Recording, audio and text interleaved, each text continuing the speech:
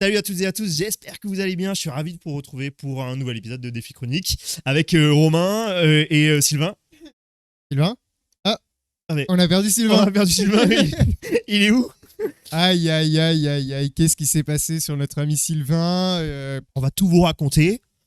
Mais d'abord, l'intro, comme ça on va tirer un peu suspense. Vas-y. Donc, Romain, je te laisse présenter le défi de ce mois. Juste pour vous rappeler, Défi Chronique, c'est tous les mois un challenge qu'on s'impose et ensuite qu'on vient débriefer entre nous en essayant de raconter des anecdotes, en vous disant voilà, qu'est-ce qu'on en a pensé et comment est-ce que ça a ou pas impacté notre quotidien pendant un mois et potentiellement notre futur.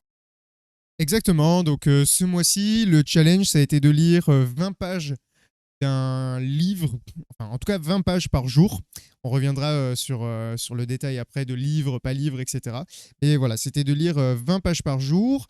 Voilà, il n'y avait pas plus de règles que ça, hein, donc je vais pas étayer plus longtemps. Euh, Est-ce que déjà, avant de rentrer dans le vif du sujet, pour toi c'était une réussite ou pas, ces 20 pages? Alors, oui, en moyenne, Ah, mais voilà, ça serait mentir de dire qu'il n'y a aucun jour où ça n'a pas été un peu compliqué, notamment parce que je suis parti en congé pendant une semaine et que y a des jours où en fait ça m'est complètement sorti de la tête. Parce que visite à fond, parce que en fait tu rentres le soir dans un hôtel et que t'as pas forcément envie de te mettre à lire et donc j'ai rattrapé autant que je le pouvais, mais il y a peut-être il doit y avoir 4 ou 5 jours où c'est pas passé, mais voilà.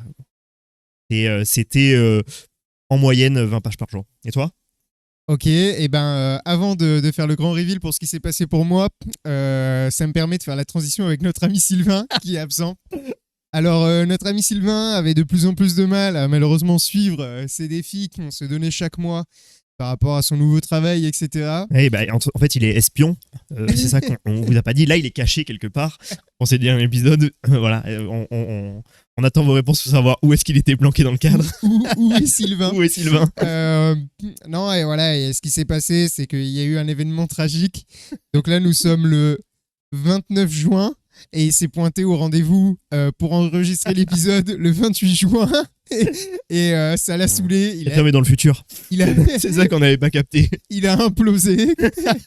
Et depuis, on a perdu Sylvain. Donc bon, on verra s'il reviendra peut-être de manière ponctuelle avec nous. Mais toujours est-il qu'avec Albin, on sera toujours là pour vous parler de ces défis. Et si Oh. vous êtes nostalgique, allez réécouter les épisodes en boucle. Et avec Sylvain. bien sûr, ça peut devenir une Madeleine de Proust. Exactement, le petit La Sylvain fameuse. qui reviendra comme Oh une là là. idole, comme une. Oui, La voix de mais Sylvain. et en fait, on revient un peu aux sources, hein, parce que les gens qui nous suivent depuis le début savent qu'on a commencé déjà dans un décor qui était complètement différent de celui dans lequel on est aujourd'hui, et tous les deux. Exactement. Le Donc, premier épisode était uniquement à deux. Bon, bref, on va pas plus tergiverser là-dessus. Donc, pour moi, ça a été une réussite. Mais pareil, ça a été chaud.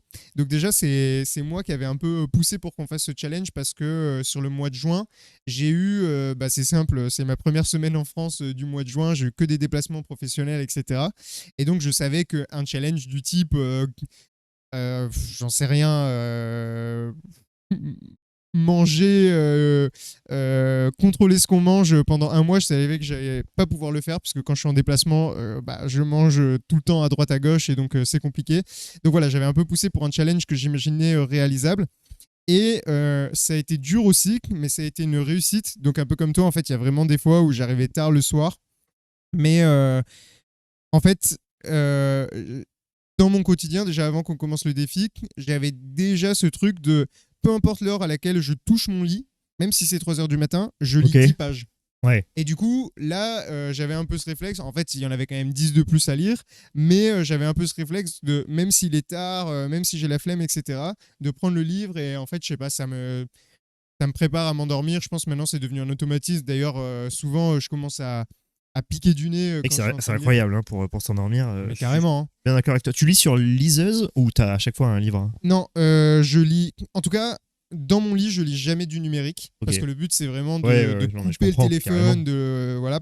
Mais par contre, ça m'arrive de lire. Alors, pas dans le cadre de ce challenge. Dans le cadre de ce challenge, je me suis vraiment imposé que ce soit des livres type roman, de la littérature, etc. Enfin, en tout cas, j'ai enlevé tout ce qui était bande dessinée, magazine et tout ça. Je sais que toi, par exemple, c'est pas le cas, mais tu y reviendras après. Et j'ai compté vraiment que ce qui était des livres du texte, quoi, uniquement. Ok. Voilà, donc moi c'est les critères que je me suis imposé pour ces 20 pages. Ça veut pas dire que j'ai pas lu d'autres trucs à côté. Moi je lis énormément de bandes dessinées, mais tu vois, la BD je l'ai pas compté dans le lot par exemple. Ouais, non, je comprends. Après, moi, je voulais justement essayer de capter les différences qu'il pouvait y avoir dans la sensation de lire 20 pages, qui n'est pas du tout la même si tu lis une BD et si tu lis un magazine ou si tu lis un roman. Donc effectivement, j'ai un peu extrapolé et j'ai lu ces 20 pages, quel que soit le format. Bon, j'ai un peu dépassé quand c'était des choses vraiment très simples à lire. Mais je voulais expérimenter justement là où j'ai beaucoup plus tendance à me focaliser sur des romans, pareil le soir parce que j'en ai sur ma table de chevet et que c'est facile et que ça t'endort, etc. À lire à d'autres moments de la journée déjà et à lire d'autres choses. Donc Et c'était est-ce cool. que du coup par rapport à ça, tu as remarqué en fait, est-ce que tu as remarqué une différence quelconque sur. Alors, à part évidemment le temps, parce que lire 20 pages de BD, c'est forcément plus rapide que lire 20 pages d'un roman. Mais en dehors du temps que ça prend, est-ce que tu as remarqué d'autres choses ou au final pas spécialement dans les différents types de lecture? Ça dépend forcément ce que tu lis. Oui, On est d'accord. bien sûr. Mais je me suis réintéressé à un magazine que je lisais beaucoup avant, que j'avais un peu abandonné, que j'ai amené avec moi. Et ça me permet de commencer ma première reco. Alors, il a vécu un voyage dans une valise, donc il faut lui Ça se pardonner voit. son état général. Mais c'est Science et Vie. Science et Vie, et là c'est numéro 1290 de mars 2025, qui porte sur les robots boostés à l'IA et la façon dont ils vont contrôler le monde d'ici peu de temps. Alors non, bien sûr, c'est pas que sur ça, il y a plein d'autres sujets très intéressants, mais en fait ça m'a reconnecté un peu avec ma curiosité que j'avais un peu perdue, ou en tout cas que j'avais pas envie de perdre en arrêtant les études, en finissant les études, tu vois, cette curiosité de apprendre de nouvelles choses, d'être tu vois, d'être plongé dans un bain bouillonnant de nouvelles connaissances, de choses comme ça. Et je trouve ça très cool, justement, ce genre de lecture pour ça, parce que ça permet de tout le temps de t'intéresser à d'autres sujets, quoi. C'est un magazine que tu lisais déjà avant? C'est un magazine que je lis depuis, ça doit faire 10 ans maintenant. Ok, t'es abonné ou Je suis abonné. Ah, t'es abonné, ok. Ouais, je suis abonné, mais voilà, je vais pas mentir. Je pense que les numéros encore sous blister s'accumulaient un peu sur mon bureau depuis 6 petits mois. Ok, ok. Et justement, je les ai tous ouverts. Et, j'en ai sélectionné un. Je me suis dit, let's go, tu vois, let's go le lire. Je l'ai jamais lu le soir. Parce que c'est pas le même genre de lecture, faut être un peu plus concentré, c'est des fois des infos un peu scientifiques, donc bon, un peu la flemme de m'endormir sur ça et de rien retenir, donc je l'ai plutôt lu en journée, et ça m'a permis d'apporter un autre regard, tu vois, mais vraiment très cool. En plus, Science et Vie, je sais pas si tu as déjà eu l'occasion de le lire. Si, pareil, je lisais à l'époque, ouais. J'ai complètement arrêté, mais avant, je lisais, ouais. C'est incroyable parce que bon, c'est un peu le jeu de tous les magazines, mais il y a énormément de catégories d'articles différents. Et du coup, c'est pas du tout monotone en termes de lecture. Tu vas sauter des petites actualités au début qui sont vraiment des flashs, des shots d'informations, tu vois, aux réponses apportées par rapport à des articles précédents sur lesquels il y a des lecteurs qui ont posé des questions ou qui ont fait remonter des erratums ou des choses comme ça. Et du coup, c'est un débat avec les lecteurs et ça, c'est vraiment intéressant. Ah, tu vois, ça, c'est le truc que j'aime pas trop et que c'est pour ça que j'ai arrêté de lire un peu des formats magazines. Ok. C'est qu'au final, dans un magazine, là, je sais pas combien ça fait exactement à Science et Vie, ça fait une centaine de pages, on va dire. Ouais. Tu vois, au final, il y en a peut-être 20 qui m'intéressent parce qu'il y a quand même Oui. plein de sujets aussi qui risquent de pas t'intéresser. Et c'est pour ça que j'ai un peu abandonné le format magazine parce qu'au final, tu le payes quand même. Ça coûte combien? Ça coûte 5 balles. Et au final, 5 balles, c'est pratiquement le prix d'un livre de poche. Et Je sais pas, j'ai du mal moi avec le format magazine. Ah oui, après, c'est pas du tout la même. Bon, déjà, abonnement, ça coûte pas ce prix-là, je crois. Oui, avec l'abonnement peut-être, Euh, bien sûr. Puis t'as des numéros hors série, etc. Mais c'est surtout que c'est pas du tout le même objectif qu'un roman, quoi. Enfin, ça. C'est pas le Bien truc sûr. de. Et puis, j'aime bien, justement, être surpris à chaque fois par des choses que j'aurais pas imaginées. Tu vois, genre, je me dis, il y a peut-être 30 pages sur les 100 qui vont m'intéresser, mais je sais jamais quelles sont ces 30 pages. Est-ce que ça va être l'article principal? Est-ce que ça va être l'article secondaire? Est-ce que ça va être les 3 pages de shot d'informations que tu as au début? Et tu vois, genre, c'est jamais, c'est Ouais, jamais je la même vois, chose. ça te force à découvrir des choses que tu serais pas allé chercher toi-même. Voilà. Mais comme dans un roman, tu prends pas du plaisir en lisant 100% des pages tout le temps, tu vois. Il y a des pages qui sont un peu plus informationnelles, où il y a des trous un peu de. Ouais, je suis Un plaisir d'accord, mais général, parce que c'est un tout cohérent. voilà, ça construit la même histoire, tu vois. Et D'accord. bon, après, c'est comme tu dis, hein, c'est des formats différents, etc. Je sais que juste que, voilà, moi j'ai plus tendance maintenant à, enfin, sur les sujets qui sont évoqués dans les magazines, à plus aller chercher directement l'information qui m'intéresse sur le net, par exemple, Hmm. ou ailleurs d'ailleurs, Ouais. et à lire l'information qui m'intéresse, plus qu'à me dire, ben, je vais prendre du début jusqu'à la fin, je vais lire le magazine, et on verra ce qui me plaît et ce qui me plaît pas dans l'histoire, quoi. Non, non, je suis d'accord, je suis d'accord. Donc, c'était ma première reco, et puis je pense que ça nous permettra de dire des choses au fur et à mesure, de parler de nos recos. Mais du coup, Complètement. ben, alors j'ai un peu plus de recos parce que bah, j'ai lu des choses qui étaient plus simples à lire, Ouais. ou plus rapides, on va dire, à lire. Mais Oui, parce qu'au final, 20 pages par jour x 30, on se rend compte que ça fait 600 pages si on reste qu'à 20. Alors, c'est ça. moi, finalement, comme j'ai eu des gros temps de transport, j'ai fait je sais pas combien d'heures d'avion là dans le mois. Ça m'a permis de beaucoup lire dans les transports. Donc voilà, quand tu as 10 heures d'avion, tu peux facilement lire 2-3 heures et du coup, tu lis bien Oui, plus que ça. 20 pages. Donc au final, bon, en effet, j'ai moins de recos quand même, mais j'ai pu lire beaucoup plus que les 600 pages Hmm. euh, initialement du projet. Par contre, ce que ça m'a appris à faire et que j'ai adoré, c'est-à-dire que bah, je savais qu'il allait y avoir des moments où dans la journée, je savais pas quand j'allais pouvoir lire. Par exemple, quand j'étais aux États-Unis, là, bah voilà, j'attendais mon plat au restaurant. Hmm. J'avais pas de 4G, j'avais pas forcément toujours le Wi-Fi, etc. Et ben en fait, j'ai pris le réflexe toujours d'avoir un des livres dans mon sac pour en fait pouvoir le dégainer. Et Ok. pendant que j'attends mon plat, hop, je lis 5 pages. Et voilà. Donc par contre, je sais pas si toi c'est ce que tu as fait ou pas, mais moi les 20 pages au long de la journée, alors des fois je les ai lues d'une traite, Oui, et mais des des fois fois, je les ai c'était. lues 5 pages, plus 5 pages, plus 5 pages, plus 5 pages, plus 5 pages par exemple. Je sais pas si toi c'est un truc que tu as fait ce découplage ou si à chaque fois tu te disais là je m'y mets et pendant 1 heure je lis mes 20 pages quoi. Bah, j'ai un peu du mal. Je l'ai fait quand j'y étais obligé. Parce que je commençais à lire et puis en fait il y avait quelque chose qui venait me couper et du coup bah, j'étais obligé de reporter et je reprenais après. Mais globalement, quand tu lis un magazine, ça va, c'est simple. Hein, tu lis 2 pages, tu t'arrêtes, t'en relis 3 après, t'en relis 10 plus tard parce que tu lis l'article principal, etc.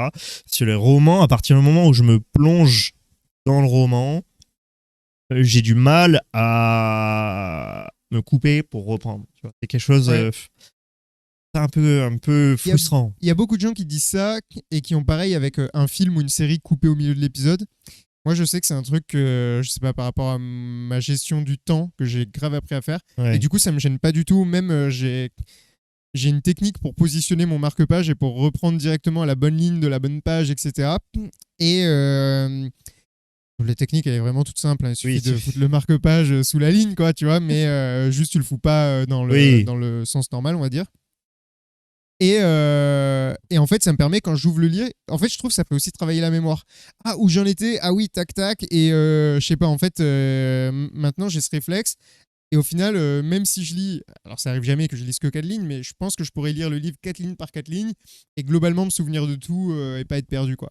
Ouais, après, je pense que c'est même au-delà de juste une gestion de la mémoire, c'est vraiment cette chose de dire quand je me plonge dans un roman, j'aime bien Oui, tu veux y passer du temps, quoi. y passer un moment, tu vois, et Ouais. prendre une demi-heure, 1 heure pour faire ça, et pas que ça soit 5 minutes où en fait ça vient plus être une perturbation que vraiment Ouais, quelque chose. mais Alors, bon, déjà, je l'ai fait dans le cadre de ce challenge parce qu'en fait, il y avait des moments où le soir, je savais pas si j'allais pouvoir lire. Oui. Et du coup, je voulais absolument lire les 20 pages, donc voilà. Hmm. Et au final, je me rends compte que finalement, ça permet aussi de vachement éviter le scroll.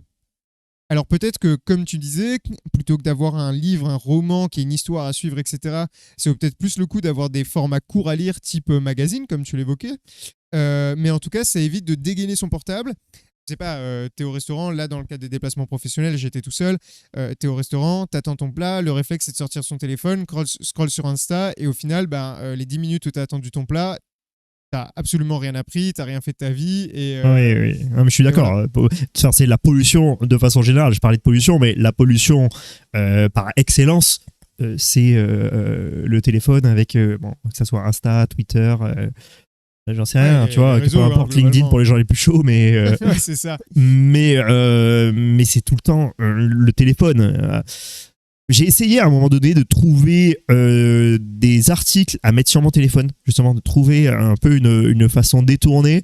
Bon, j'ai arrêté parce que je me dis que c'était pas forcément l'objet du défi, mais à la base, c'était d'essayer de voir si je pouvais remplacer mon temps de scrolling à chaque fois que j'ai quelque chose à faire sur Insta par le fait d'avoir un petit truc rapide à lire sur mon tel. J'ai pas trouvé le format adéquat. Donc j'ai un peu laissé l'idée de côté pour l'instant, mais c'est quand même un truc que j'ai toujours en tête, d'essayer de trouver un format qui puisse me permettre de là je m'ennuie, bam, Ouais, je lis ça, quoi. je pense même que ça doit exister des applications anti-scroll, genre Ça existe, où ils te proposent peut-être des articles courts, des trucs comme ouais. ça. Après, moi, je sais que ce que j'avais, alors bon, on retourne dans le truc du roman, mais j'ai très souvent, voire tout le temps, au moins sur mon téléphone, un PDF ou un CBR, c'est le format des livres, des e-books, voilà. Je Ok, trouvais plus le terme. ouais. Et où du coup ça me permet de lire etc., même sur mon téléphone, si jamais j'ai pas de livre avec moi ou quoi. Mais voilà, c'est vrai que ça reste sur du roman et du coup t'es pas sur le format recherché Tous les formats s'y prêtent pas. Sur téléphone, le roman, je trouve ça hyper rébarbatif, toi. Je trouve ça pas très agréable de lire un roman sur un téléphone. Pas du tout agréable, mais vraiment une question d'habitude. Oui. Au début, j'ai eu vraiment du mal à m'y mettre. Et maintenant, tu vois, forcément, en plus, moi, j'adore l'objet, le livre. Oui. J'y reviendrai plus tard, mais j'adore tenir un livre dans les mains, j'adore les sensations des pages, etc. Donc déjà, ça, c'est chiant. Et puis, en effet, l'écran, il est plus petit et tout ça. Mais au final, on s'habitue vraiment. Ok. Non, mais je suis d'accord. Je pense que c'est cool d'avoir ça. Après, je dis roman ou un autre format. Moi, j'essaye de trouver un autre format et peut-être qu'on en discutera un jour si jamais je trouve ouais, on trouve le si format, tu vois. Carrément. Mais pour l'instant, pas encore. Voilà, j'ai cet article sous les yeux. Les souris ont leur casque de réalité virtuelle. C'est ça mon scrolling dans les magazines. Il y a vraiment une souris qui a un énorme casque de réalité virtuelle devant la tête. Voilà, où va le monde vers ça, oui, Matrix. Allez à la page 28 de l'édition de mars 2025 de Science et Vie, si vous voulez voir. Allez, si on se chauffe, on vous mettra la petite image sur la vidéo YouTube. Mais ouais, tu vois, c'est ça vraiment. Je pense qu'on peut passer à ta première reco. Ouais, carrément. Ça sera chaud. Donc, moi, j'ai lu deux choses. Au moment où on a commencé le défi, je venais de... Donc, je prends les livres, désolé. Hop. Au moment de commencer le défi, je terminais le tome 3 d'une saga et du coup je commençais le tome 4 qui est le dernier, c'est La Passe Miroir, ça s'appelle. Voilà, je pense qu'on verra pas à la caméra, on est un peu loin, mais la couverture est rouge comme ça. On pourra mettre peut-être la couverture. On pourra la mettre, ouais, complètement. Ça pourrait être pas mal. Alors La Passe Miroir, brièvement, c'est quoi? Donc c'est de la fiction, c'est du fantastique. J'ai adoré, mais quand je dis adoré, c'est vraiment les deux premiers tomes, je les ai dévorés. Et le 3 et le 4, j'ai détesté. Enfin, pas j'ai détesté, mais genre vraiment, ça. Je sais que ça arrive souvent avec des sagas, mais pour moi, j'ai l'impression que l'auteur, elle est passée dans. Je sais pas, dans une autre façon d'écrire, dans une autre façon de raconter son histoire, etc. Et surtout, ce que je déteste, c'est que j'ai fini le livre et en y repensant, il y a plein de portes ouvertes dans les 3 premiers tomes qui ne sont pas refermées dans le 4e tome. Et du coup, ça... En fait, pourquoi t'en parles si au final tu viens pas le... 4e et dernier tome?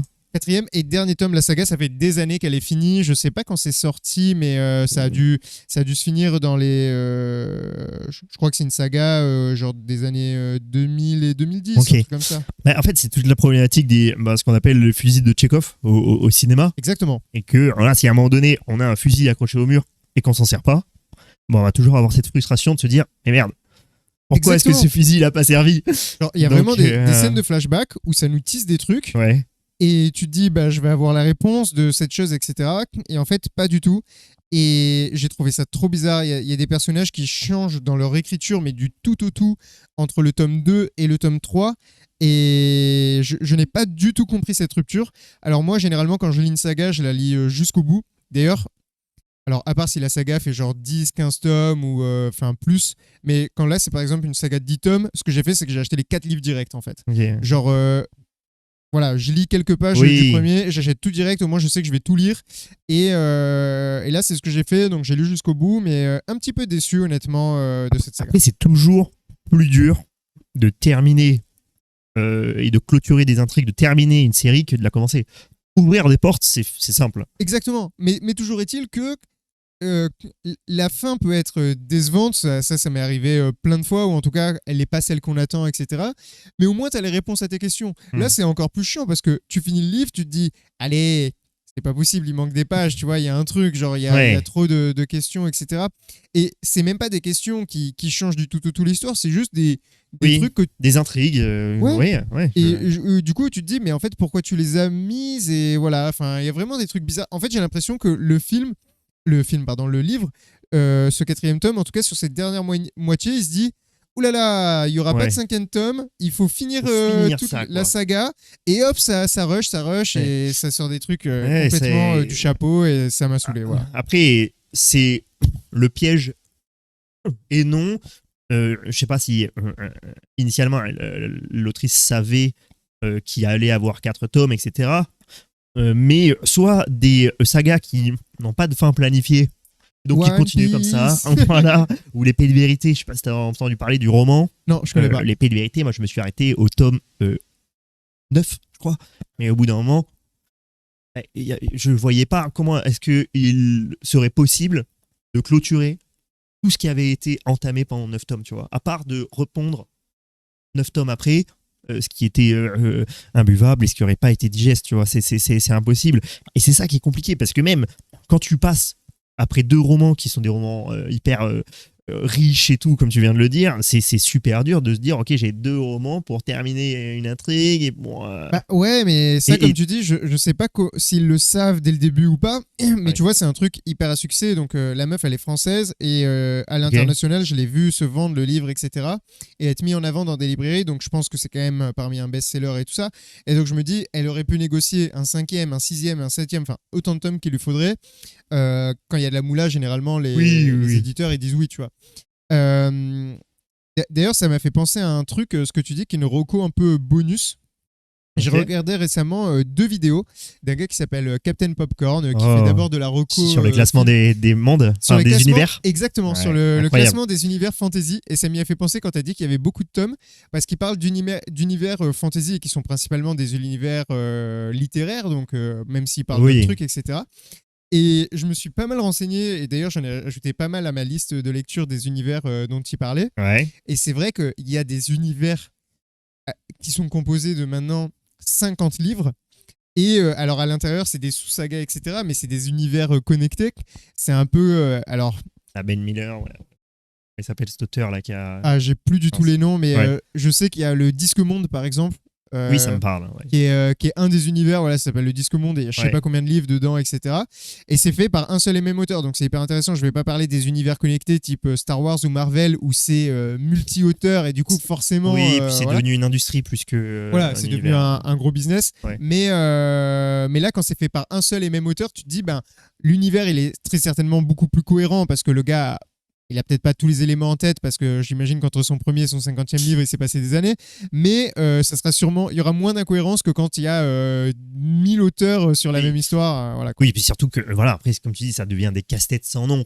Quand tu regardes les justifications de cohérence apportée dans le MCU avec les Ah bah, Deadpool, Icon. c'est Tu vois, tragique. c'est à l'intérieur même des films, c'est une problématique. Mais entre les films et voilà, comment est-ce qu'on explique cette incohérence? Ben parce que en fait, voilà, abracadabra, hop, il s'est passé ça, et puis en fait, tout est logique, vous inquiétez pas. On met un peu de caca dans la bouche comme ça, et Ouais, puis non, on mais pousse c'est un peu, ça. et puis ça passe, tu vois. C'est ça. Donc c'est parfois dommage, ça dégoûte même les fans. Tu regardes les fans hardcore de Star Wars qui, je vais pas dire désertent peu à peu, mais sont quand même pas mal dégoûtés par le traitement qui est fait de Star Wars ces dernières années. Pareil pour le MCU, tu vois. En fait, ce qui se passe, c'est le genre d'univers où ils ont créé un truc qui est que comme il faut faire de l'argent, on va faire Contenu. ouais, du contenu et du fan service. Et du Ouais. coup, sous prétexte du fan service, et surtout que maintenant on a des explications pseudo-scientifiques pour tout justifier, hein, remonter le temps, Univers parallèle. voilà, les univers parallèles, etc. Et ce qui fait que, bah, des fois, moi en tant que fan, j'aime bien voir ça, mais des fois en même temps, tu te dis, ben, au final, tu peux tout réécrire et du coup, ce que je regarde, est-ce que ça va avoir un impact dans le futur de la saga? Si ensuite, derrière, on peut me dire, ah oui, mais pirouette scénaristique, en fait, tout ce qui s'est passé dans, je sais pas, on va dire le tome 4 ou le film X, on l'a effacé parce que regardez ce qu'il a fait. En fait, il a pris cette trottinette électrique qui remonte dans le temps, il a remonté de 3 jours, il a mis une claque à son père et ça change tous les événements. Ouais, Enfin, et puis voilà, quoi. surtout, j'ai l'impression que les gros studios confondent un peu fan service et happy ending à la Hollywood.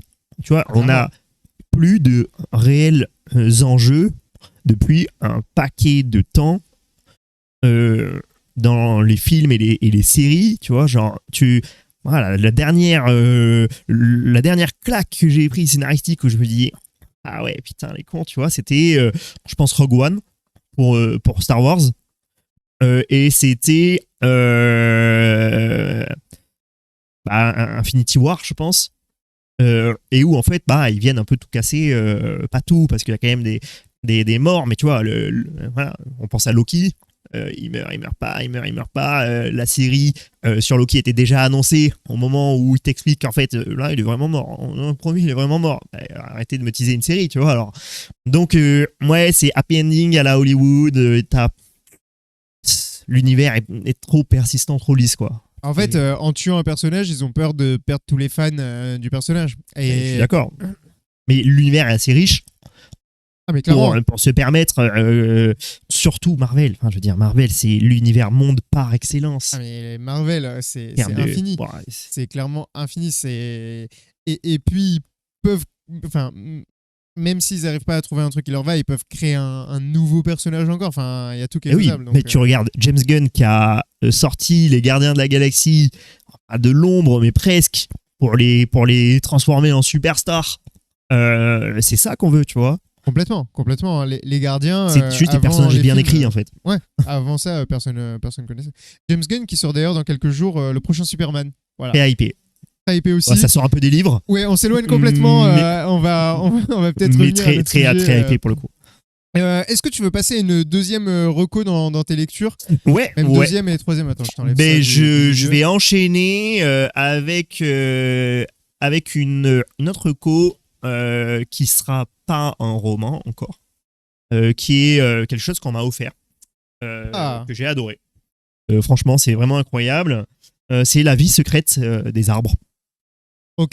Tout simplement, qui est à la base une sorte de roman explicatif avec beaucoup d'informations. C'est très pédago sur en fait le monde des arbres, des plantes, des forêts, et comment est-ce que c'est 1 milliard de fois plus complexe que ce qu'on pourrait imaginer. Et comment tout ça fonctionne. C'est bourré d'anecdotes, c'est hyper touchant parce que c'est expliqué à travers les yeux du personnage principal, qui explique comment toute sa vie a été tournée vraiment autour de la forêt, de comprendre comment elle fonctionne, de s'attacher à elle et de transmettre cette passion.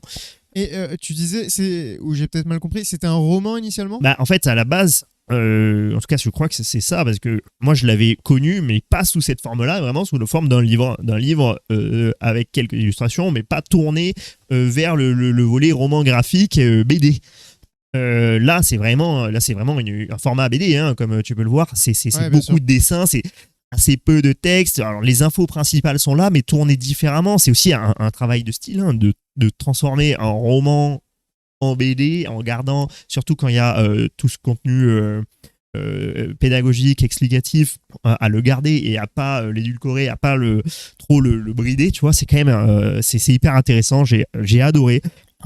Ça, pour le coup, les 20 pages, elles passaient comme du beurre. C'était incroyable. Oui, oui, tu m'étonnes. Surtout sur de la bande dessinée. Voilà, donc j'ai peut-être un peu passé de 20 à 30 sur le curseur, mais pour le coup, vraiment incroyable. Je pourrais que le recommander à tous ceux qui sont curieux, à tous ceux qui veulent découvrir des choses et revoir un petit peu les forêts différemment, parce que alors ça fait déjà du bien de façon générale de se balader en forêt, mais de se balader en forêt avec la tête remplie de tout un tas de choses qui nous permettent de voir et d'entendre les choses complètement différemment, c'est vraiment une expérience incroyable, je trouve. Sur un support où il a fallu couper des arbres pour le faire. Exactement. Retourner à la nature et le reposer à la fin quand on l'a lu pour qu'il retourne à la terre. L'enterrer. Exactement. Ok, intéressant. Donc, La vie secrète des arbres, pour ceux qui veulent Ouais. aller voir, et c'est de Fred Bernard et Et Benjamin Flao. Ouais, Ok. Peter Woolbehe. Ah oui, il y a aussi un autre Ouais. nom, j'avais pas vu. Ok. Est-ce que tu veux enchaîner puisque tu as plus de recos que moi Ouais, je vais enchaîner avec un livre dont je vais peut-être un peu moins parler parce qu'il est connu, qu'il a donné lieu à un film, qu'il fait quand même partie de la pop culture, entre guillemets. C'est Fahrenheit 451. Je ne connais pas du tout, mec. T'en as jamais entendu parler? Jamais entendu parler, mec. Ah, c'est incroyable. C'est dystopique. Ok. En fait, c'est déjà le titre Fahrenheit 451. Fahrenheit, c'est une échelle de température. Et en fait, c'est la température à partir desquelles brûlent les livres. Oh, intéressant. Voilà. En fait, ça raconte l'histoire d'un pompier dans une société futuriste où le job principal des pompiers, ce n'est pas d'éteindre les feux, mais c'est de faire des autodafés, de brûler tous les livres. Parce que dans cette société future, la lecture est considérée comme une source de questionnement, de réflexion, qui est un acte antisocial. C'est vraiment le fait de réfléchir par soi-même qui est devenu dangereux pour la société. Et donc les écrans ont pris le contrôle de cette société et la stigmatisation des gens qui essayent de sortir de ce cadre social est complète, tu vois. Ok, donc c'est un contrôle de la société par l'absence de connaissances. Exact, et par surtout la stigmatisation du pas de côté. Comme on l'appelle, de think out of the box, tu vois, de cette façon de développer un esprit critique. Et donc ça raconte l'histoire de ce pompier qui va, je vais pas spoiler, hein, mais qui va commencer à se retrouver dans une situation où, à l'instar de Candide, il va se questionner et s'ouvrir potentiellement sur une autre réalité qui était la sienne. Et ben mec, je pense que je vais le lire. Ça m'a bien il hypé, là. est vraiment incroyable. Hein. Pour Ça le m'a coup, bien hypé. regardez pas le film. Regardez pas le film. Pas le film. Non, mais lisez le livre parce que c'est vraiment très très très cool. Ray Bradbury, ouais, il m'a scotché et pour le coup c'est un des livres que j'ai vraiment dévoré. Donc très très très très cool. Voilà, je viens de le scanner et de le mettre dans ma liste de livres à lire. Je reviendrai après. Et d'ailleurs, Ouais. ce livre fait pour moi une transition parfaite. Et je viens de voir que je l'avais mis dans mes notes. J'ai oublié d'en parler en début de podcast. C'est que quelque part, j'ai trouvé que ce challenge, c'était aussi le plus important pour sensibiliser à un truc qui est que je pense que la lecture, c'est vraiment un des derniers remparts de l'humanité pour se sauver de l'absurdité. Ouais. Genre, vraiment. C'est-à-dire que déjà, c'est un moyen de se créer du vocabulaire, c'est un moyen de faire travailler son imagination, c'est un moyen de faire travailler sa culture, etc. Et ça fait travailler des choses dans le cerveau qui ne travaillent absolument pas quand vous scrollez sur TikTok. Voilà, au moins les choses Pas sont grand claires. chose qui travaille à part les yeux quand tu Voilà, scrolles sur exactement. TikTok. Et le pouce à la limite, Et le mais pouce, les Voilà. gros muscles du pouce. il y a Non, rien. mais, voilà, et genre vraiment, je sais que moi, la lecture, c'est quelque chose que j'ai intégré dans mon quotidien parce que j'adore ça. Mais je m'en souviens quand j'étais genre même encore au collège-lycée, lire pour moi c'était une vraie corvée parce que c'est vrai que ce qu'on nous force à lire des fois en école, c'est pas forcément ce qu'on a envie de lire. Mais au final, il y a des livres pour tous les goûts. Je pense qu'il faut pas hésiter aussi à se lancer dans le truc. Moi, j'ai commencé à l'époque avec les mangas. Et genre, quand je lisais un manga, j'étais trop fier de moi. Je me disais, ah, franchement, j'ai lu un manga en un soir, j'ai lu plein de trucs, etc. Maintenant, il y a des romans de 200-300 pages que si je veux, en une journée, je peux me les avaler parce que juste t'es pris dans la lecture et c'est trop bien. Et, et je trouve que ça rejoint un peu la thématique de ce livre, c'est-à-dire que si ce livre a été créé en mode faut brûler des livres parce que c'est un rempart, enfin c'est un problème par rapport au contrôle social. Civilisationnel. Mais c'est pour ça que je l'ai choisi aussi, parce que je trouvais que c'était hyper intéressant d'en parler. Mec, trop bien, ça fait trop bien le lien, parce que vraiment, genre, il y a une quantité d'informations dans les livres que maintenant, certes, on peut trouver en vidéo, etc. Mais lire le livre, lire ce que l'auteur a voulu vous communiquer, ça sera toujours mieux que n'importe lequel des résumés aussi détaillés qu'ils soient. Mais c'est exactement ce que j'allais dire, c'est que on est à l'heure des résumés. C'est-à-dire que toute notre vie, notre vie scolaire, on nous a demandé de faire des résumés. Beaucoup. Et c'était très chiant de faire des résumés. Lire un livre pour en faire un résumé, c'est un exercice qui est difficile. Parce que c'est pas si facile que ça de faire un résumé. Mais ça oblige à sélectionner parmi toutes les informations qu'on a envie de retenir. Et c'est ça qui est très important. C'est que si demain, on se fie au résumé de quelqu'un qu'on n'a pas fait, ou pire encore, d'une entité qui n'est pas un humain, qui peut valider les informations qu'il considérera comme pertinentes et quel genre de déformation il apportera à ces informations-là, c'est quelque chose qui, moi, me fait très peur. Alors, je l'utilise, notamment les IA actuelles pour faire des résumés de publications plus ou moins scientifiques ou sociales, des choses comme ça, parce que, oui, effectivement, c'est très approprié. Mais à part pour préparer un concours ou tricher en lisant un résumé et en faisant croire qu'on a lu un livre, type roman ou BD, je ne vois pas en quoi est-ce que cela pourra remplacer. Enfin, ça n'a aucun sens, tu vois. Pas... Clairement. Il y avait un moment où il y avait pas mal de podcasts qui reprenaient des livres, notamment de développement personnel, etc. Ouais. Et en fait, ce que je faisais, c'est que j'écoutais 5 minutes du podcast. Quand je voyais que je pensais que le livre pouvait me plaire, je coupais le podcast et j'ajoutais le livre dans mon truc. Parce qu'en vrai, je ne voyais pas l'intérêt d'écouter un mec me raconter. En fait, comme tu l'évoquais, tu vois, avec un résumé, tu rajoutes tes propres biais, tes propres sélections d'informations. Et moi, je veux lire ce que... Alors, l'auteur lui-même, en écrivant, il a mis des biais sur... par exemple, quelqu'un qui te raconte le monde, il va mettre ses propres biais. Il va pas te parler, je sais pas, de la même façon d'une guerre X, s'il l'a vécu d'un point de vue extérieur ou dans quel camp il était, etc. Mais toujours est-il qu'il y a quand même moins de biais que si derrière tu rajoutes un mec qui te fait un résumé, puis la prochaine étape c'est le résumé du résumé. Enfin, on est arrivé dans un moment où on va aller tellement vite sur l'information qu'on prend plus le temps de lire les œuvres. Et en plus, je pense que lire vraiment le résumé, ça stimule vachement moins le cerveau que quand tu passes par cette étape de des fois de lire des pages et des pages de présentation de trucs où même que ça soit une fiction, hein, mais il y a des auteurs, voilà, ils passent 3 pages à te décrire un lieu ou un personnage. A priori, ça a servi à pas grand-chose, mais toujours est-il que je pense que ça fait travailler l'imaginaire, ça fait travailler la réflexion, ça fait travailler plein de trucs que le résumé va complètement te skip, quoi. Mais, enfin, en vrai, on pourrait pas faire le point sur tout ce qu'on perd à lire des résumés, ça serait impossible, il y a trop de choses, comme tu dis, l'imagination, toutes les références, les portes ouvertes, les fusils de Tchekhov qui sont implémentés sur des phases plutôt d'observation et qui ensuite deviendront importantes et qui dans le résumé vont juste popper en te disant ok, il s'est passé ça, sauf que ça, en fait, si tu avais lu l'histoire complète, ça a été introduit il y a 5 chapitres et tu t'es demandé ce que c'était et ça t'a fait, tu vois, ça t'a fait un petit peu augmenter la pression et puis le climax arrive et puis il y a tout un tas de choses. C'est un peu comme l'histoire du téléphone arabe aussi. Passer à travers 5 intermédiaires, tu vas lire le résumé d'un mec qui a lu une traduction, un mec qui avait fait lui-même une traduction dans sa propre langue, tu vois.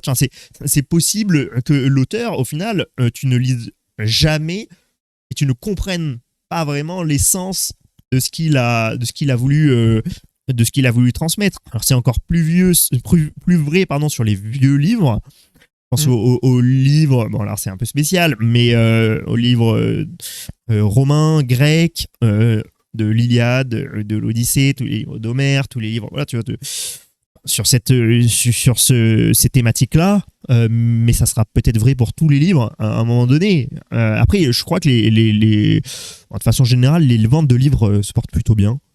Oui, Voilà. clairement. Mais est-ce que on n'a pas des gens qui augmentent leur fréquence de lecture s'ils lisaient déjà, et une nouvelle génération qui ne lit plus? Ah, mais clairement, il y a une génération qui lit de moins en moins. Et je pense, honnêtement, ça ne me choquerait pas qu'il y ait des gens dans quelques années qui arrivent à l'âge de 20 ans sans avoir lu un livre, en tout cas un livre entier. Vraiment, ça me choquerait pas parce que là, Ouais. en fait, le seul truc qui, avant 20 ans, alors soit t'aimais la lecture et tu lisais, soit c'est l'école qui te l'imposait, mais maintenant, avec l'IA, tu peux avoir tellement d'informations sans lire le livre, suffisamment en tout cas pour répondre à un contrôle qui va t'être demandé en cours de français, que je pense vraiment qu'on va arriver à une génération avec des individus, voilà, ils passent la vingtaine et ils ont jamais, allez, peut-être pas ouvert un livre, mais en tout cas jamais lu un livre entier de leur vie, quoi. Je pense que c'est déjà le cas. Hein. On va pas, enfin, j'en sais rien. Je tu sais vois. pas. Là, on n'est pas des spécialistes et puis c'est impossible à dire, mais je pense que c'était déjà le cas il y a 5 ans, malheureusement. Peut-être, je me rends pas compte. Je me dis que c'était peut-être encore trop complexe. Je sais pas. Peut-être t'as raison. Quand je vois le nombre de personnes qui, ne serait-ce qu'à de mon âge, donc en moins de 30 ans, et qui ne lisaient pas les livres au lycée qu'on leur donnait à lire, ils se faisaient des résumés sur Google. Alors maintenant, c'est encore plus simple avec ChatGPT et tout, mais Ouais, t'as peut-être raison. Ouais. je me dis, voilà, on est. Et Instagram est venu tout fracasser dans tous les cas. Aujourd'hui, qui a envie, en ayant 15 ans, de s'arrêter pour passer 3 heures assis dans un même endroit sans de la lumière bleue dans la tête, quoi. Ouais, compliqué. Ça devient même compliqué de regarder des films en entier pour certains, donc j'imagine Un livre, des ouais, c'est clair. livres. Alors que c'est vraiment trop bien. Enfin, vraiment. Là, je suis d'accord. Genre, et c'est terrible ce que je vais dire, mais genre, je pense que la chose que j'aime le plus faire au monde, tout compris, c'est lire. Genre, Ok. vraiment, quand Ah je ouais. lis, c'est le moment où je suis le plus heureux, je pense. Parce que ça procure trop de bonnes Ok. choses. Ah ouais, je suis d'accord. Alors moi, j'adore le cinéma, donc je pense que c'est le cinéma. Ah ouais, mais moi, Mais, je veux dire, tu vois, par exemple, j'adore le sport aussi, j'adore faire plein de trucs, mais vraiment, lire, pour moi, c'est le meilleur truc du monde. Ok. Alors, Ok. by far, quoi. Ça s'entend. Je recommande la lecture chaudement. Bref, pardon, on s'est un peu égaré sur les Ouais, bah tu recos. vas pouvoir passer à ta deuxième reco. Ma deuxième et dernière, du coup. Ouais. Donc voilà, parce que le premier livre faisait quand même déjà. Donc j'ai clairement lu plus que 20 pages par jour. Voilà, le premier livre fait pratiquement 700 pages, le deuxième fait pratiquement 700 pages aussi, et le deuxième, il me reste une cinquantaine de pages à lire. Et donc le deuxième, c'est assez connu. En tout cas, pour ceux qui lisent du thriller et du policier, c'est Glacé de Bernard Minier. Donc voilà, Bernard Minier dans le domaine qu'on présente plus. Et Glacé, c'est son premier roman, ou en tout cas son premier best-seller. Voilà, hein, c'est vraiment du roman policier de plus classique. J'attends le dénouement parce qu'il reste 50 pages et que souvent il se passe des dingueries dans les dernières pages des thrillers, etc. Mais pour l'instant, ça n'a pas à la hauteur de mes attentes. En fait, j'ai amené 2 livres et les 2, je suis déçu. Aïe. Deg. Et pourtant, je vous dis que j'adore la lecture, mais même quand je suis en fait, c'est parce que honnêtement, j'ai lu vraiment beaucoup de choses dans ma vie. Je suis pas le gars qui a lu le plus de livres au monde, et très loin de là, mais j'ai lu vraiment beaucoup de choses. Et du coup, j'ai beaucoup d'éléments de comparaison. Et sur tous les domaines, par exemple, dans le fantastique que je parlais juste avant, il y a des sagas que je peux citer en fantastique et fantasy qui vraiment, mais sont des masterclass qui m'ont fait voyager, etc. Là où La Passe Miroir, j'ai été déçu. Et pareil, j'ai lu certains thrillers. Donc moi, dans les thrillers, j'aime bien quand c'est quand même assez tordu, vraiment. Quand c'est des trucs qui frôlent l'irréel tellement c'est perché, etc. Tu vas kiffer ma dernière reco. Aïe, ok. Mais en fait, je vois le titre depuis tout à l'heure, je Ouais, vais non, pas spoil, mais ouais. ça me dit un truc, donc peut-être que... Voilà. Bon, donc pour revenir à Glacé de Bernard Minier, en fait, c'est bien, mais je le trouve voilà, un peu soft et... je sais pas, j'attends le dénouement. Je vous le recommande quand même parce que c'est un classique, mais voilà, si vous aimez le policier sans faire des cauchemars parce que c'est horrible ce qui se passe. Ouais. Franchement, ça peut être un livre pas mal, mais si vous aimez vraiment les trucs tordus, genre pour moi, les trucs tordus, c'est. Il fait pas que ça, mais Franck Tilliez, il est très bon pour faire des trucs un peu tordus. Voilà, ça n'a rien à voir avec du Franck Tilliez pour moi que je préfère nettement sur du thriller français, on va dire. Voilà, j'ai pas grand chose de plus à dire. Je vais pas teaser l'histoire. Hein. Allez, si, brièvement, c'est l'histoire voilà, d'un flic qui est appelé parce qu'il y a des gars qui montent en haut d'une espèce de montagne où il y a une station, pas une station de ski, un truc pour faire de l'énergie, etc. Et quand les employés arrivent en haut, en fait, il y a un cheval qui est accroché de manière bizarre et qui est décapité. Voilà, et donc vu qu'il faut prendre un télécabine pour arriver en haut du truc, on se pose la question et l'enquête commence un peu là-dessus où finalement tout le monde se dit mais c'est juste un cheval et puis il y a évidemment toute une histoire derrière qui fait qu'il y a 700 pages de trucs. Incroyable. Mais voilà, ça commence avec la décapitation d'un cheval. Ok. Voilà. Bah écoute, je pense que je vais pouvoir enchaîner directement avec ma dernière reco, qui est aussi un livre qu'on m'a offert. Tu vois, je pense que j'ai des gens qui m'entourent qui ont assez bon goût. C'est un livre qui s'appelle sobrement Le livre sans nom. Auteur inconnu. C'est un livre qui a été posté anonymement sur Internet et qui, en 2007, donc voilà, l'auteur a juste drop son texte en disant « Voici mon banger. Voilà, vous ne saurez pas qui je suis, mais enjaillez-vous. » Alors, je ne sais pas si depuis, ça a été découvert qui c'était. Mais historiquement, quand je suis en train de regarder parce que ça m'a intrigué justement. Et le livre n'avait pas de nom, c'était juste un texte. Un texte qui a donné un livre voilà, qui fait à peu près 500 pages, un peu moins. Et l'histoire, c'est un peu tordu aussi. C'est à base de recherche, de talismans dans une ville contemporaine, mais un peu tirée du Far West, avec des individus hauts en couleur qui se retrouvent soit dans une taverne, lieu de repère de brigands, soit sur une île pour certains, qui vont tous interagir, des personnages plus loufoques les uns que les autres, des personnages bien écrits, une intrigue vraiment qui te tient du début à la fin. Fini ouais. Pratiquement. Okay. Et bonne reco du coup. Ouais, de ce que j'ai lu jusqu'à présent. Okay. Je vais le scanner aussi. En effet, il y a l'auteur est toujours inconnu. Hein. Ouais. Hop. Petite pause pour le scanner. Bah, je pense que tu vas pouvoir en parler du coup. J'ai appris de ton application. Ouais. Je sais pas si t'avais fini sur ce livre ou pas, mais en fait, voilà, je vais pas trop spoil non plus, mais c'est un thriller enrobé avec un peu de semi-fantastique, quelque chose qui est à la fois brutal et thriller, franchement très cool à voir. L'imagination fonctionne bien. C'est un des premiers vrais thrillers que j'ai lu et qui m'a vraiment mis dans le bain, quoi. J'avais lu beaucoup de fantastique avant. Ok. Puisque j'ai commencé ma lecture, je terminerai sur ça, quand j'étais à l'école primaire, je crois, avec une série qui s'appelait Les Chevaliers d'Émeraude. Oui, c'est très connu. J'ai jamais lu, honnêtement. Je sais pas, ça m'avait pas branché à l'époque et là maintenant j'ai la flemme de m'y mettre parce qu'il y a beaucoup de tomes. C'est aussi énorme. Je crois que j'ai 12 tomes. C'est 12 tomes et après ils ont fait une suite.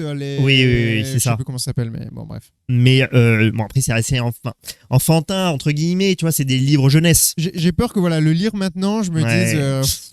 Même moi, voilà, j'en ai un souvenir. Là où la bascule vers l'épée de vérité, qui a été la seconde grosse série que j'ai lue, beaucoup plus terre à terre.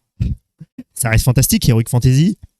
Mais ouais, c'est beaucoup plus cru, tu vois. Il y a un peu de torture, un peu de. Ouais, c'est adulte, quoi. Voilà, c'est. Donc non, très très très cool. Et ça m'a rappelé ça. Je suis retombé aussi sur un des livres parce que j'en ai profité pour aller dans des endroits qui sont des cafés dans lesquels il y a des bouquineries, donc des petits coins avec des livres, des recos. Et je suis retombé sur un des livres que j'ai lu aussi il y a très très longtemps, un des premiers vrais romans que j'avais lu. Il s'appelle Toby Lowness. L'histoire d'un petit garçon qui fait partie d'une civilisation de personnes de 1 millimètre maximum qui vit dans un arbre géant. D'accord, genre Arthur et les Minimoys, quoi. Arthur et Minimoys, mais en version arbre, mais pas souterrain. Ok. Et c'était incroyable, avec dessins, etc. Vraiment, vraiment ouf. Et voilà, c'était pour terminer sur ce rapport à la lecture qui m'a toujours beaucoup permis de rêver avec le monde d'Heroic Fantasy, qui m'a amené vers l'Heroic Fantasy avec Le Seigneur des Anneaux, qui est, bon, on n'en a pas parlé, mais qui est le pilier, juste le pilier sur lequel s'est construit l'Heroic Fantasy d'aujourd'hui. Voilà. Et qui a permis de développer des concepts de qu'est-ce qu'est le mal absolu dans un monde d'Heroic Fantasy, comment est-ce qu'on peut avoir des zones d'ombre, comment le bien se développe face au mal, avec les créatures existaient déjà, mais qui a vraiment façonné notre imagination sur les orques, sur les elfes, sur les trolls, sur toutes ces créatures-là qui peuplent la Terre du Milieu, mais qui, du coup, ont peuplé tout un tas d'autres mondes et univers d'Heroic Fantasy par la suite, quoi. Ouais, complètement. Hein. Maintenant, tu dis un orc à quelqu'un, tout le monde a la même vision de la chose, plus ou moins, et c'est lui qui a ancré ça dans l'imaginaire collectif, alors que, comme tu le disais, ça existait avant. Voilà. Donc c'est terminé pour moi, pour mes recos. Je vais te laisser parler de... Ouais, je vais parler brièvement de l'appli, mais après on fait aussi quelques petites recos hors de ce qu'on a lu ce mois-ci, avant de conclure. Donc en fait, voilà, dans le podcast, là du coup j'ai scanné 2 livres qui m'ont intéressé, que nous a présenté notre cher Albin, donc ça fait que 2 livres de plus à lire sur les 100 et quelques qui sont déjà chez moi et qui attendent d'être lus. Et en fait, donc moi je suis aussi collectionneur de bandes dessinées, et en fait j'achète presque tous mes livres de manière générale en format physique, ce qui fait que chez moi, bon, il y a quelques milliers de livres vraiment, tout cumulé, au moins 2000 je pense. Et en fait, du coup, je sais pas si ça peut vous intéresser, mais il faut gérer sa collection. Et pour ceux que ça intéresse, voilà, je vous spoil le truc très vite. J'ai essayé toutes les applis qui existent sur le marché en termes de prix, en termes de ce que vous voulez, de faisabilité, etc. Et en fait, moi, je recommande Babelio, qui est finalement assez connu. Des fois, on la voit même dans les librairies, etc. Parce que je pense que c'est les meilleurs. En fait, ce que j'ai trouvé trop cool avec Babelio, c'est qu'on peut aussi enregistrer les livres qu'il ne connaît pas.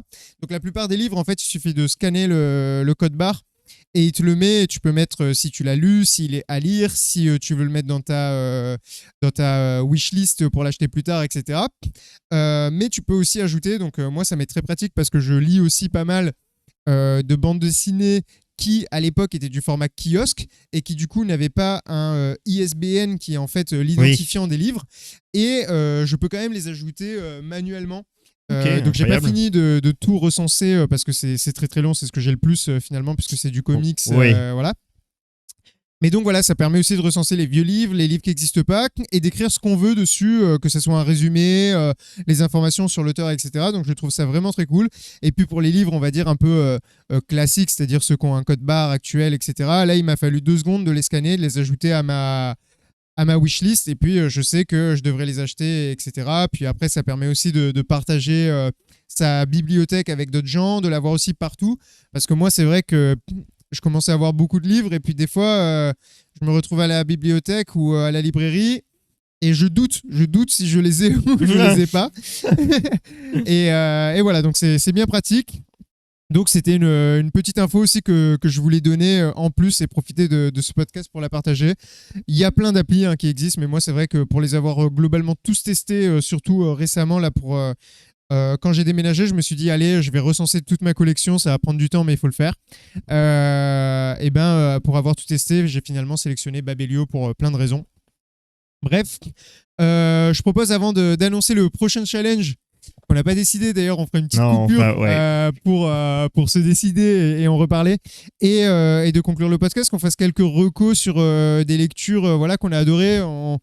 Je sais pas, on fait ça rapidement, et puis ouais, reco, lecture et même expérience, juste comme ça je viens d'y penser, c'est que il y a une chose que n'est pas directement si liée à la lecture, que j'adore, petit plaisir coupable.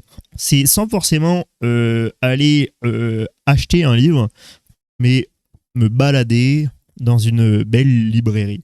Mec, c'est toute ma vie, ça. C'est quelque chose que je peux faire pendant des heures. Dès que je vais dans un nouveau pays, une nouvelle ville, le premier truc que je tape sur Maps, c'est que je regarde les librairies et les bibliothèques, mec. Ouais. Et je trouve ça, comme tu dis, généralement, c'est trop bien. Et en fait, comme tu dis, on s'y sent bien, on a envie de toucher les livres et tout. Et même pas forcément pour acheter, mais trop bonne expérience. Et ça m'est arrivé, alors je sais que c'est pas bien et que voilà, j'aurais dû l'acheter ce livre, mais de tomber sur un livre, de lire le résumé, bon, c'était un petit livre, un livre du mathématicien qui a les cheveux longs et le nœud de papillon, Villani. Villani. Ouais. Un livre sur les mathématiques. Je lis le résumé, je dis ah ouais, toi ça a l'air cool. Je commence à feuilleter la première page, j'ai lu le bouquin, frère. Dans la librairie. Mais sans pouvoir m'arrêter. Et à la fin, Ouais, je comprends. je me suis dit, merde, sensation hyper coupable, dois-je l'acheter? Ah non, du coup. Non. Mais bon, c'est pas illégal en soi de lire un livre Oui, dans c'est une au libraire, librairie. t'as Personne ne le arrêté, fait parce que c'est hyper chiant.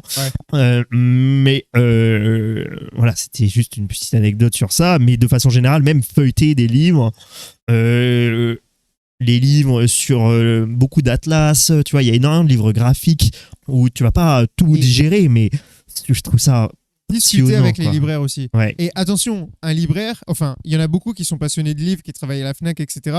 Mais souvent, c'est aussi des vendeurs qui sont très détachés. Alors que d'aller dans une librairie spécialisée, par exemple, il y a quelques temps, je me suis retrouvé, c'est quand j'étais à Limoges, dans une librairie spécialisée Heroic Fantasy, fantastique. Et genre, je suis rentré dans le truc, et moi, le problème que j'ai avec les Heroic Fantasy et le fantastique, c'est que toutes les covers, je les trouve claquées, parce que pour moi, elles sont faites pour une cible adolescente, c'est en mode, regardez, on met un dragon sur la couverture, un machin et tout. Et en fait, à chaque fois que je vois les livres, que je vois la couverture, je le repose et ça me saoule, parce que, voilà, j'y arrive pas, je sais pas, c'est un blocage mental. Et du coup, là, je suis rentré, j'ai dit à la personne, j'ai fait, écoutez, je suis rentré pour vous acheter un livre. Je veux juste que vous me disiez quel livre je dois acheter. Voilà ce que j'ai aimé. Voilà ce qui me fait kiffer, etc. Et j'ai pu discuter au final, genre 1 heure et quelques avec. Là, c'était une meuf en l'occurrence, donc la libraire, et qui connaissait plein de choses, qui m'a expliqué plein de trucs. Et je pense que. Alors, le livre qu'elle m'a conseillé d'acheter, je ne l'ai pas encore commencé, mais je pense que quand je vais le lire, ça va me faire kiffer parce que je suis sûr qu'il correspond à mes attentes, quoi. Ouais, hein, mais je suis d'accord avec toi. C'est. De façon générale, parler avec un autre être humain, c'est cool. Et en plus, quand il est passionné, c'est incroyable. Clairement. En plus, ce qui est bien, c'est que ça te permet de t'ouvrir une porte sur des choses que tu connais pas. Aller parler à un libraire qui est spécialisé dans une catégorie que toi, tu connais pas vraiment, c'est toujours une façon de l'aborder qui est complètement différente de juste acheter un livre et attaquer n'importe quel livre random. Tu vois, de pouvoir commencer par le bon livre, commencer par la bonne référence. Ouais, c'est quelque chose qui est assez fou. Et les livres aussi, d'ailleurs, autre expérience un peu, qui est que il y en a, ils disent ouais, ça coûte cher, etc. Alors déjà, ça coûte moins cher que votre abonnement Netflix, donc commencez pas à me casser les couilles. Et ça, c'est si vous l'achetez neuf, mais en fait, les livres d'occasion, maintenant, on trouve pratiquement tout, à part quelques livres très niches. Mais la plupart des livres qui existent en format de poche, c'est parce que ça a été des gros succès. Et en fait, on les trouve très facilement d'occasion, etc. Donc, je veux dire, maintenant... moi, j'achète des livres à l'appel, ça me coûte... il y a même des librairies, ou que ce soit Emmaüs ou quoi, qui font les livres au kilo. C'est genre 2 € le kilo, et 1 kilo de livres, quand c'est des livres de poche, je peux vous dire que vous en avez 10. Donc 2 € 10 livres, ça fait 20 centimes le livre. Me dites pas que ça coûte cher. Donc voilà, c'est aussi expérience à partager. Regardez les livres d'occasion, si jamais vous n'avez pas le budget. Voilà, quoi. Après, ça me permet juste, tu viens de dire un truc à partager. Et je trouve que ça, c'est un truc on fait pas assez de façon générale. C'est qu'un livre, c'est quelque chose d'à la fois très personnel, mais qui devient vraiment incroyable quand tu en parles avec quelqu'un, quand tu confrontes ta vision que tu en as eue, et surtout l'idée que tu t'en es fait. Tu vois, le moment où ton imagination rencontre l'imagination de quelqu'un d'autre, ouais, toi tu l'as vu comme ça, moi je l'avais vu comme ça, et en fait, Et encore mieux, je trouve, c'est pas quand genre les deux personnes ont déjà fini le livre et qu'elles commencent à discuter, en train mais de. quand Ouais, toi, voilà, soit toi t'es en train de lire un truc que quelqu'un t'a conseillé et que ouais. tu voilà, ou que toi t'as conseillé à quelqu'un, et tu sais, j'ai l'impression que tu revis l'aventure avec la Ouais. personne, quoi. Ah non, mais de Et toute c'est façon, trop tout cool. est mieux en le partageant. Grave. De façon générale, bon voilà, vous allez me trouver des contre-exemples, ok, je peux en trouver aussi. La torture, Mais ouais. c'est pas cool de partager.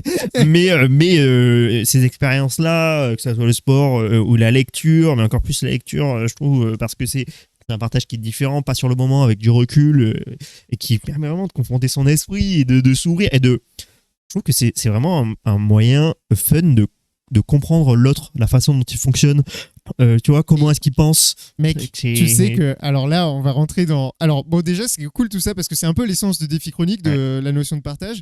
Mais tu sais que sur une appli de rencontre là, que j'utilise, là, on va rentrer dans un truc qui, a priori, n'a rien à voir. C'est un truc où il te pose des questions et tu réponds ce que tu veux et les gens voient les réponses que tu as mis aux Ok. questions. Bref, c'est Inch pour ceux qui se demandent, voilà. Euh, et à la question, genre, où faire le premier date ou je sais plus, un truc comme ça, moi j'ai mis dans une librairie et j'ai mis, virgule, montre-moi ce que tu lis et je saurai qui tu es, en gros, un truc comme ça, tu vois. Et genre, il y a Incroyable. plein de gens qui réactent et qui disent, mais ouais, c'est une trop bonne idée, etc. Parce que c'est vrai, tu vas dans une librairie avec quelqu'un et tu parles des livres que t'aimes. Alors, déjà, il faudrait que la personne ait lu des livres. Quand il y aura que la génération TikTok, ça sera. Oui. On se retrouve, on se retrouve dans un cybercafé et montre-moi ton feed. Bon. Montre-moi tes meilleurs réels. Montre-moi Ah, tes c'est déjà le réels. cas. Hein. Et voilà, là, je veux dire, partager des Ouais. livres avec quelqu'un, et pour moi, c'est exactement ce que tu disais, c'est que tu peux voir ce que la personne, elle aime, et du coup, un peu sur quoi elle s'est construite, etc. Parce que les livres, ça nous façonne, tu vois. Ah, mais les livres, les films, voilà, on est une multitude de quelque chose, de nos parents, oui, de ce qu'on a appris à l'école, oui, mais de tout cet univers qui est enfoui au fond de nous, ces valeurs dont on a potentiellement plus ou moins conscience, tu vois. Carrément. Mais moi, je sais que ma vision de l'amitié, elle est extrêmement liée euh, à ce que j'en ai rêvé pendant que je lisais Le Seigneur des Anneaux, pendant que je lisais les Chevaliers d'Émeraude, pendant que je lisais ces livres-là qui parlent d'amitié, qui te donnent une vision de ce que c'est l'amitié, Carrément. tu vois. Et alors oui, tu l'enfouis au fond de toi et tu penses pas forcément au quotidien, mais ça fait quand même tu vois, de toi la personne que t'es. Mec, maintenant, c'est un truc ultra connu avec les mangas et tout, mais il y a l'esprit shonen, tu vois. Putain, oui. Et bon, il y en a plein qui l'utilisent à tort ou à travers, mais pour moi, c'est un des trucs que ça a Oui. développé. C'est n'abandonne jamais. Et bon, t'es bien placé pour le savoir. C'est rare que j'abandonne quelque chose, tu vois, ne serait-ce que les défis. Je fais tout Ouais. pour les faire, etc. Et ça, c'est sûr que ça a été développé par ma lecture en voyant genre des héros quand j'étais petit qui voilà, se battaient jusqu'au bout, qui s'entraînaient jusqu'au bout, etc. Et comme tu dis, ça met plein de valeurs, etc. etc. Bon, bref, le partage. Et c'est beau parce que ça fait lien avec Défi Chronique. Je pense que là, Ouais. on a une super discussion sur les livres, comme toutes les discussions qu'on a eues auparavant sur plein de sujets, et qu'on n'aurait pas eu si on avait fait le truc seul dans notre coin, quoi. Ouais, et puis tu vois, j'y ai même pensé, bon, c'était un peu trop compliqué à mettre en place parce que pas le temps, etc. Mais j'ai trouvé que ce format-là se serait particulièrement bien prêté à un format un peu coopératif. Bon, on n'a pas du tout la commu pour faire ça. On aurait eu un pélo potentiellement qui se serait connecté. Sylvain.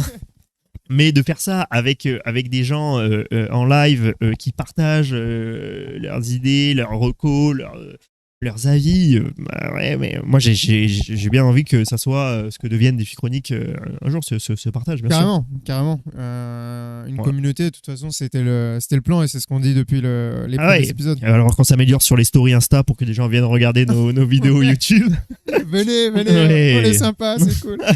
Est-ce que pour conclure, on ferait quelques recos autres? Ouais, bah vas-y, T'as des je te laisse commencer. Putain, moi c'est dur parce que vraiment. C'est pour ça, c'est dur, donc je te laisse commencer. Genre, j'ai réfléchi un peu en passivement depuis tout à l'heure. Je vais conseiller des trucs qui sont. Bon, je vais le faire très rapidement sans dire trop le pourquoi du comment pour aller vite. Un truc que j'ai lu récemment que j'ai bien aimé, ça s'appelle La part de l'autre. La part de l'autre, c'est en gros deux histoires de notre ami. Enfin, notre ami. Je dis ça en rigolant évidemment, mais Adolf. What? Ouais, ouais. Donc c'est la vraie histoire est mis en parallèle avec un univers qui n'a pas existé et qui est celui où Ah. serait jamais devenu.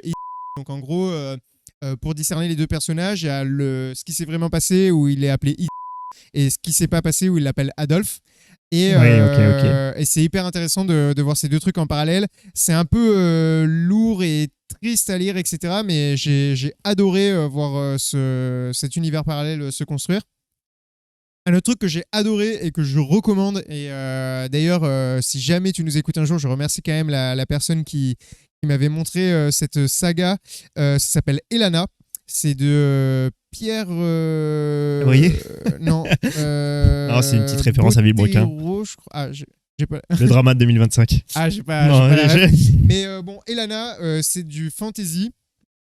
Et quelle saga de ouf. Je me suis régalé en la lisant. Une autre reco que je vais faire plutôt dans le domaine de la bande dessinée. Dans le bande dessinée, il y en a trop, mais. Spider-Man? Alors déjà, si je devais vous conseiller un truc à lire de Spider-Man, ça serait l'histoire d'une vie. C'est en gros, ça retrace toute l'histoire de Spider-Man de manière comme s'il avait évolué. Donc Spider-Man, c'est né en 1962, donc ça veut dire que maintenant il aurait 60 et quelques années. Mais ça, c'est un truc qui est fou, par exemple, parce que j'avais à un moment donné, je m'étais un peu renseigné sur Spider-Man, parce que Spider-Man, c'est un des seuls héros ados, et il est tout le temps ado. Non, alors il est adulte maintenant, Ok. mais enfin tous les personnages vieillissent dans les comics. Mais le temps de vieillissement n'est pas du tout le même que le nôtre. C'est-à-dire que, enfin, ça dépend parce qu'il y a des reboots, des machins décidés là. Mais globalement, là, Pas un expert du tout. Hein. C'est pour ça que ouais, dis je ça, sais, c'est pour ça que là, dans les dernières histoires, il est adulte, il est chef d'entreprise, etc. Ah ouais, ah oui, ouais. donc c'est plus le petit reporter au lycée Non, qui non, a non, son non, non, prof ça a quand qui même devient évolué, mais comme je te dis, un ça dépend des psychopathe avec reboots, tentacules. etc. Là, par exemple, il y a quelques semaines, ils ont lancé un fresh start et ils l'ont remis à dos. Bref, Oui, ouais, ça dépend de plein de trucs, mais voilà. Donc, l'histoire d'une vie que je recommande. Je recommande aussi les 2 BD françaises d'Ankama de Sherlock, dans la tête de Sherlock Holmes. Ils sont magnifiques d'un point de vue des dessins et d'un point de vue de. En fait, c'est le format bande dessinée prend tout son sens avec ce genre de BD. Je recommande aussi Carbone et Silicium qui est sur ça des IA. j'ai entendu. Toi qui adores les IA, je te le recommande vachement. Pareil, un auteur français. Et ensuite, dans une thématique très, très, très, très, très spéciale, faut vraiment aimer. C'est assez sexuel, voilà, pour dire les termes. Et c'est très particulier, mais c'est peut-être la plus belle histoire d'amour que j'ai jamais lue dans une œuvre. C'est Sunstone. Voilà, donc je vous invite à aller voir par vous-même. Et après, je pourrais certainement faire d'autres milliards de recommandations, mais voilà, c'est tout ce qui m'est venu en tête là pour essayer de conclure rapidement. Et je vais te laisser la parole, et si j'ai d'autres trucs, je reviendrai dessus, mais voilà. Ok. Bah écoute, moi, je vais juste dire que les recos que je vais faire, elles sont parties d'une pensée que j'ai eue qui à un moment donné a été un vrai creux dans la lecture qu'il y a quoi, il y a 2 ans, où je me suis dit mince, tu vois, je venais de terminer une grosse série de romans fantastiques et j'ai essayé de recommencer une série que tout le monde m'avait conseillé comme incroyable et j'ai pas accroché. Et j'ai pas accroché, pas parce que c'est pas bien, mais parce que j'avais l'impression d'avoir déjà lu ça, d'avoir déjà. Et je me suis dit, mince, j'ai envie de trouver des choses qui me bousculent un peu, qui me font penser différemment. J'ai commencé à frénétiquement chercher des livres qui te transportent. Et je suis tombé sur un livre qui s'appelle Les Immémoriaux, qui porte bien son nom.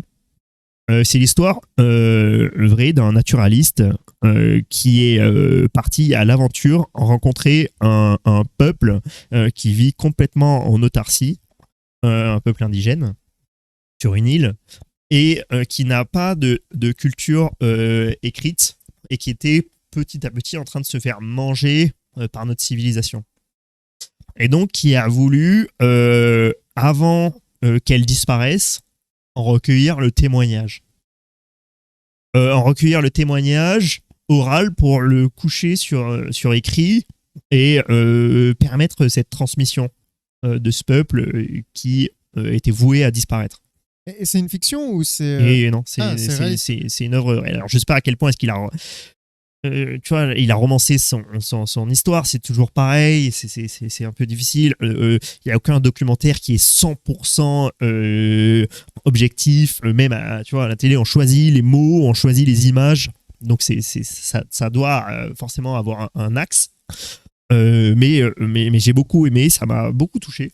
Et ça m'a un peu donné cette sensation de voyager que j'avais l'impression d'avoir perdu. Donc je peux que le conseiller si vous tombez sur ce livre-là qui s'appelle Les Immémoriaux et qui est vraiment très cool. Alors il faut le regarder, il faut le lire avec le regard de l'époque. C'est écrit par un naturaliste français du siècle dernier. Donc voilà, on pourrait avoir cette impression de point de vue très occidental, mais c'est très cool. Autre livre qui est complètement dystopique cette fois, qui s'appelle Civilisation. Et qui reprend un peu à la façon de ton livre sur l'homme dont on ne prononcera pas le nom parce qu'il faudra qu'on le bip pour pas se faire strike sur YouTube. C'est en fait l'histoire de la conquête de l'Amérique, mais avec quelques petits changements, qui est la possession des chevaux et de la poudre par les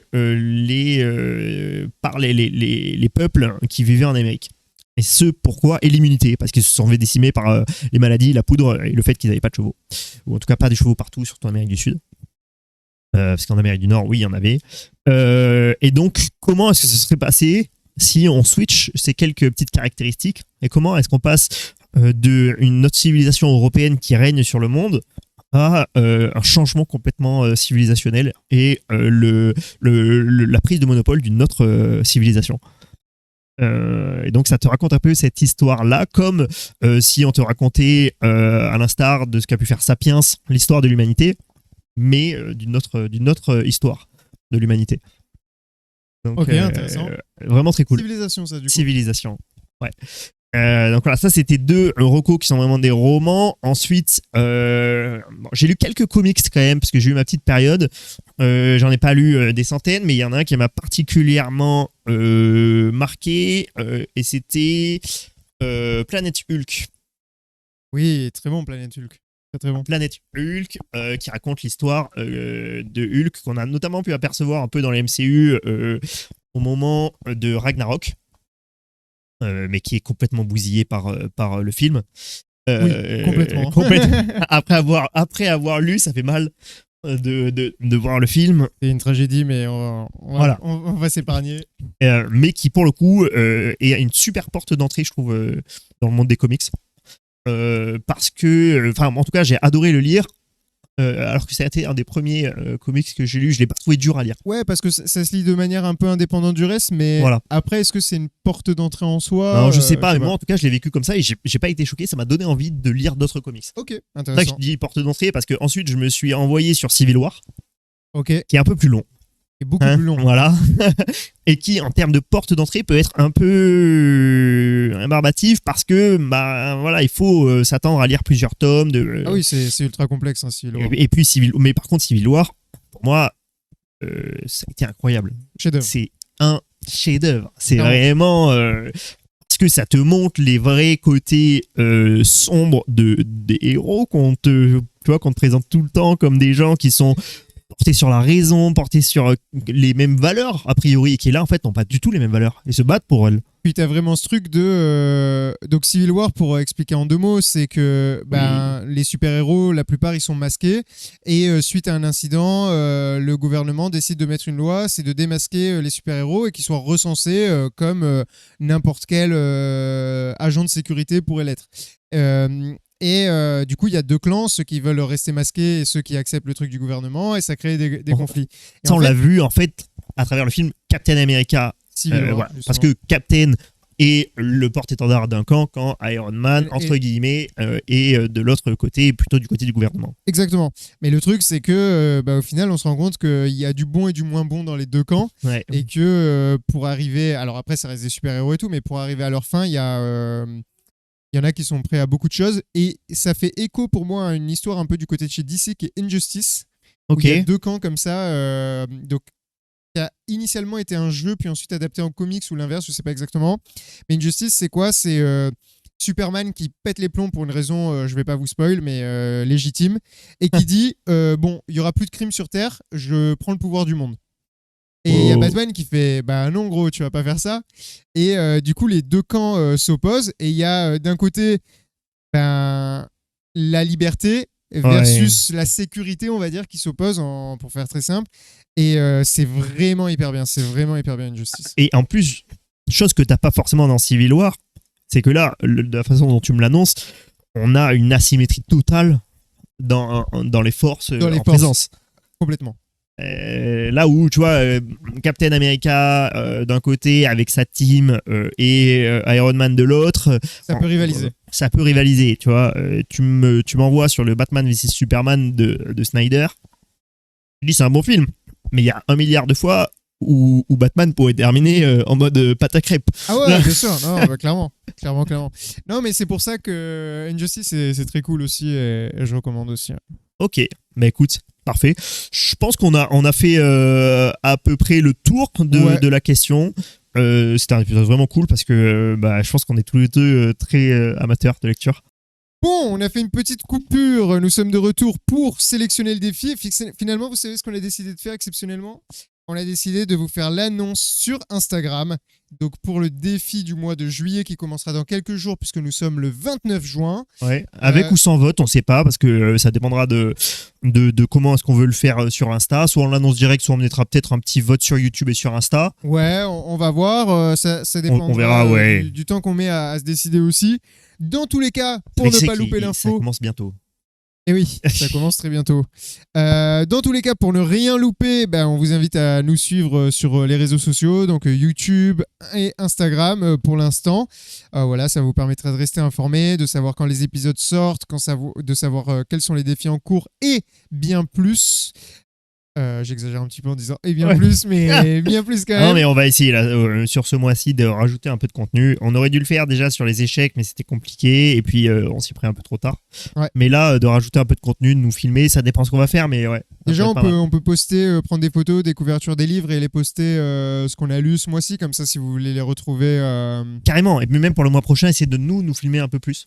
Ouais. Pas forcément rentrer sur un mode vlog complet, mais on a de quoi se filmer. Donc, exactement, on a de quoi se filmer, on essaiera de vous faire ça un peu mieux. Voilà, toujours est-il qu'on espère que cet épisode vous a plu. Pour nous, c'est passé hyper vite, on a parlé vraiment avec passion et partage, et comme quoi... Ouais. Partir de rien, c'est-à-dire juste lire 20 pages par jour, ça a amené à de belles discussions. Carrément. Comme on le disait, n'hésitez pas à nous suivre sur les réseaux sociaux et nous donner de la force en mettant un petit commentaire, un like, etc. Ça fait toujours plaisir. Et puis on se retrouve le mois prochain. Ouais, et puis abonnez-vous.